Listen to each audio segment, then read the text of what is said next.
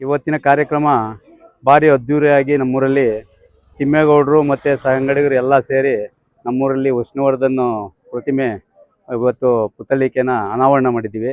ಅದೇ ರೀತಿ ನಮ್ಮ ಒಕ್ಕಲಿಗ ಜನಾಂಗದಿಂದ ನಮ್ಮ ಬಾಲಗಂಗಾಧರನಾಥ ಸ್ವಾಮೀಜಿಯವರ ರಸ್ತೆಯನ್ನು ಉದ್ಘಾಟನೆಯನ್ನು ಮಾಡಿದ್ದೇವೆ. ಅದಕ್ಕೆ ನಮ್ಮ ಶಾಸಕರಾದ ವಿಶ್ವನಾಥ್ ಅವರು ಹಾಗೂ ನಮ್ಮ MP ಅವರಾದ ಸುಧಾಕರ್ ಅವರು ಕೂಡ ನಮ್ಮ ಕರೆಗಳಿಗೆ ಹೋಗೊಟ್ಟು ನಮ್ಮ ಗ್ರಾಮಕ್ಕೆ ಆಗಮಿಸಿದ್ದಾರೆ.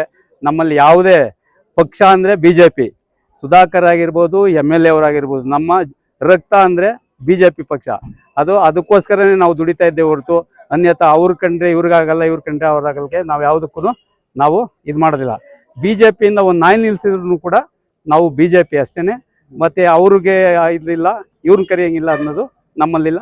ನಾವು BJP ಅವ್ರು ಯಾರೇ ಆದ್ರೂ ನಾವು ಒಂದೇ. ಇಬ್ರು ಬಂದವರೆ ನಮಗೆ ತುಂಬಾ ಖುಷಿ. ಯಾರಾದರೂ ಸರಿ ನಮ್ಮ ಗ್ರಾಮದ ಕೆಲಸಗಳು ನಮ್ಮ BJP ಅವರು, MLA ಅವರು, MP ಅವರು ನಮ್ಮ ಗ್ರಾಮದ ಕೆಲಸಗಳನ್ನ ಮಾಡಿಕೊಡ್ಬೇಕು ಅಂತ ನಾವು ಭಾರಿ ಒತ್ತಿ ಮನವಿ ಮಾಡ್ಕೊಳ್ತಾ ಇದ್ದೀವಿ. ಇಬ್ಬರಲ್ಲೂ ಮನವಿ ಮಾಡ್ಕೊಳ್ತಾ ಇದ್ದೀವಿ ನಾವು.